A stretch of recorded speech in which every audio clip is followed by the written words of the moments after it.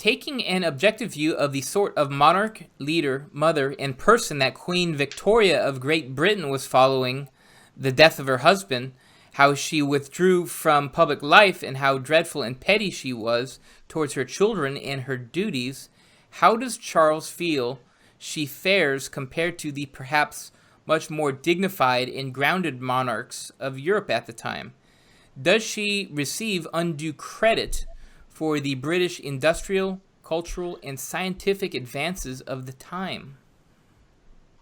Well, I think it's important that we bear in mind that we know things about Queen Victoria that none of her subjects really did, or very few. We have 20/20 hindsight. Even at her most withdrawn period, she was the widow at Windsor and was seen, I mean, symbolically, she was a very, very powerful figure and inspired a lot of her subjects in all of those different fields you mentioned. Even A.E. Housman, a Shropshire lad, the poet, he did a lot of things like that. I remember one of his poems had the line in it, "Get ye sons like your fathers got, and God will save the Queen." So, I mean, as a symbol, she was very, very powerful. And bear in mind that this is true of a lot of figures. It's true of popes. Most of the failings of most of the popes have not been known to most of their subjects. But it didn't matter. It was what they were as symbols that inspired people. It seems to be dodging. You seem to be dodging. No, I'm not dodging. I mean, was Franz Josef better than Queen Victoria? You bet. But in terms of how much credit Queen Victoria should have for these things, I'd say a goodly chunk, simply because of the role she played. As a symbol? Yeah. That's it? That's all you need, is just be a symbol? Let's put it this way, it depends on the job. I mean, if you're a shoemaker, it's not enough to be a symbol. You've got to make decent shoes. But a huge part of the monarch's job is to be a symbol. In fact, how do you do that? Like, what does that mean? Like, so how do you be a good symbol? You carry yourself with gravitas. You don't do anything that obviously contradicts the nature of the office. I mean, if Queen Victoria, for instance, had run away with some page boy very publicly, the way the Crown Princess of Saxony did. Not that I'm naming names. You avoid that kind of, or like George IV, who was very public with his mistresses and so forth. Edward VII had a lot more discretion. People didn't know about him. George IV did not, and then people did. So an important part of that kind of a job is doing your best not to do anything publicly that eats against the symbolism of your office, even if that's not how you particularly feel. And so, where Queen Victoria deserves some credit is when she finally left mourning. Because, she didn't want to go out of mourning. She didn't suddenly start becoming active again because she felt a desire to be public. The thing is, she was crushed by the death of her husband, absolutely destroyed. You see, she had had a very unpleasant childhood. It was not presumed that she would be the queen, not at all. And through a combination of deaths and so on, she ended up as queen at 17 or 18 years old, very much under the thumb of her mother, whom she didn't care for, and yet now she's queen. What do you do? Initially, her prime minister played the father figure, Lord Melbourne, but then she meets Prince Albert. And Albert encourages her to be herself, to be more independent. And she thinks the world of him, absolutely the world of him. And they form a very, very domestic couple, which was in huge contrast to her two predecessors. And then Albert dies. And he was everything to her. So she collapses.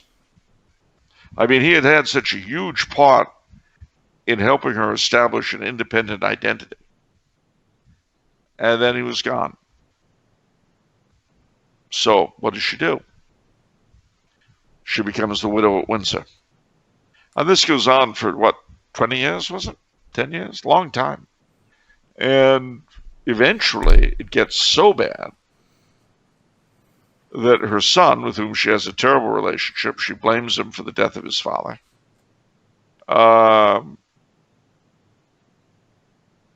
She's convinced to come out into public once more. And it is agony. She doesn't want to go out in public. But she spent the rest of her life doing things she wasn't keen on doing, because that was her job. That was her role. Okay.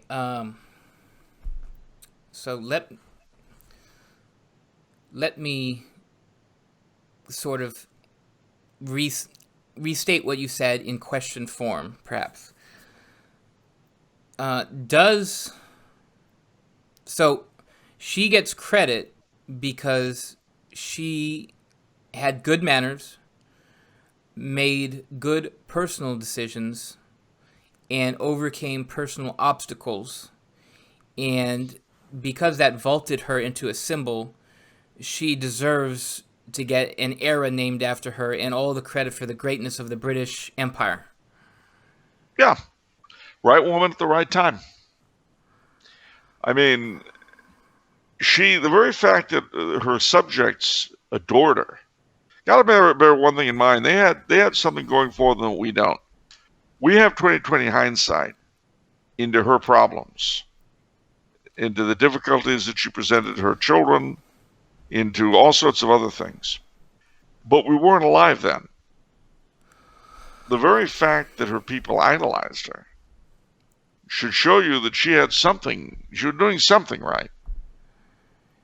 I feel like something is not adding up in my mind here. There seems to be an inconsistency or something. So, I mean, is that really all that's required to be a good ruler? I mean, I don't understand. No, it's not all that's required.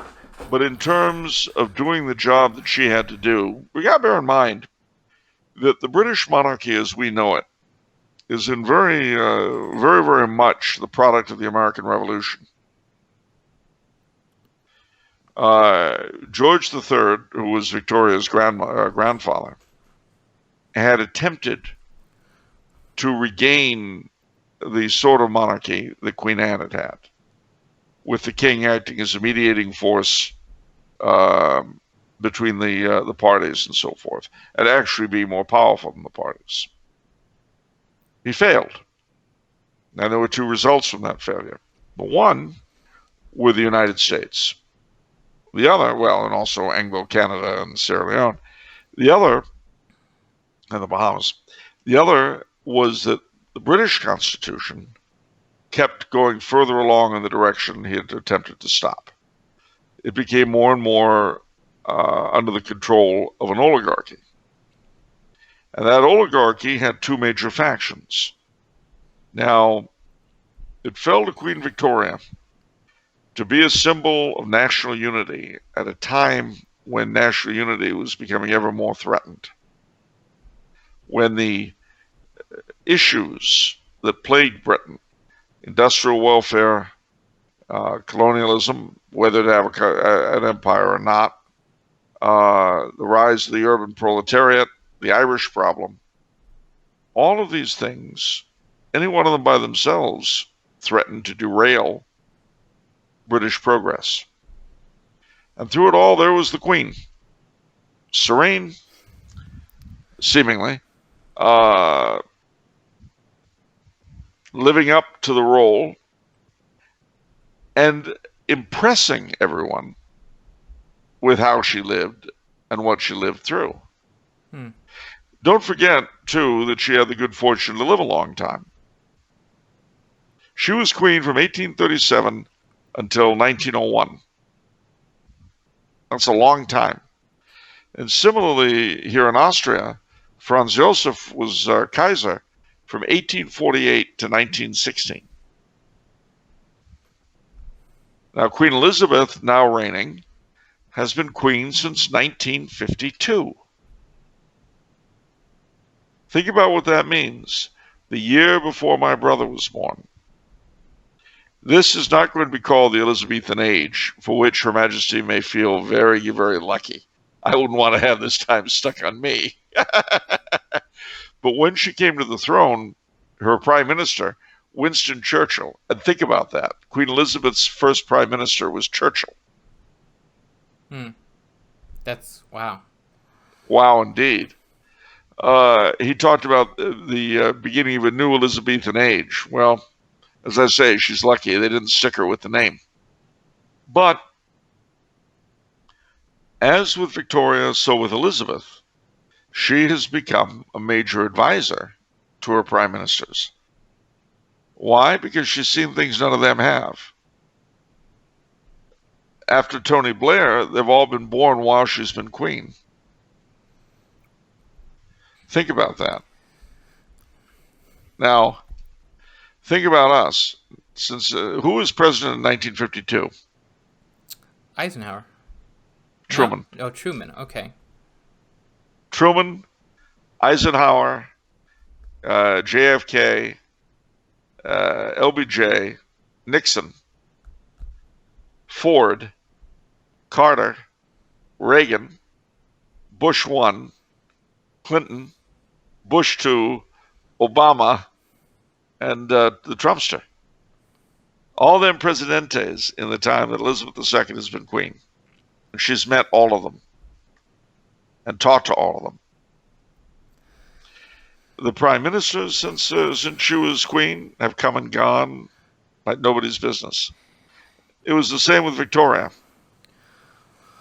I guess I have a deficient or malformed mentality on this because, or approach, because you look at some of these complex decisions that some of these other rulers had to make, and these really tangled, complicated things that they have to navigate to.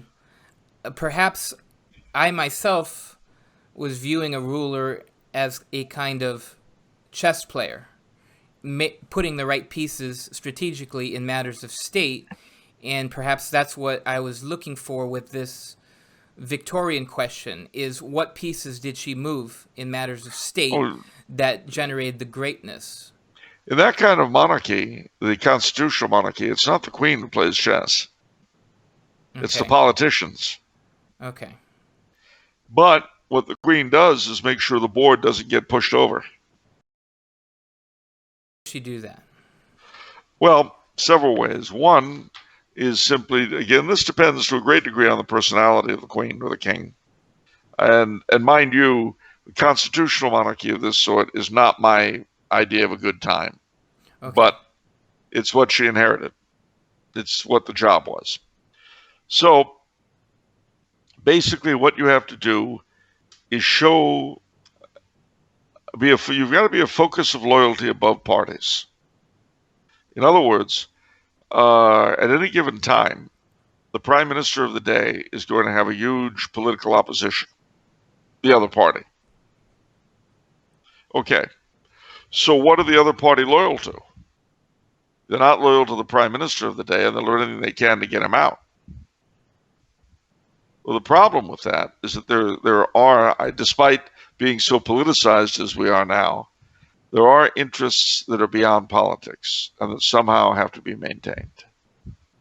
The military is one of these. Now, of course, it's a political question how much you're going to spend on it or where you're going to deploy it. Those are political questions. But the reality of the military and the military's willingness to fight for the country, that is a separate deal that's above politics. And that's why in the British and Canadian, Australian, etc. systems, the soldiers and politicians and everyone else, they take an oath to the Queen. They don't take an oath to the Prime Minister. They take an oath to the Queen because Prime Ministers come and go, whereas the monarch remains. What does the U.S. President take an oath to? The Constitution, which, as you know, is like the oracle at Delphi and can only be interpreted for us by the 9 wise people of the Supreme Court.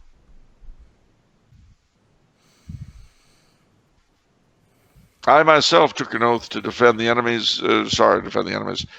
Constitution of the United States from all enemies, foreign and domestic. If I took that oath literally,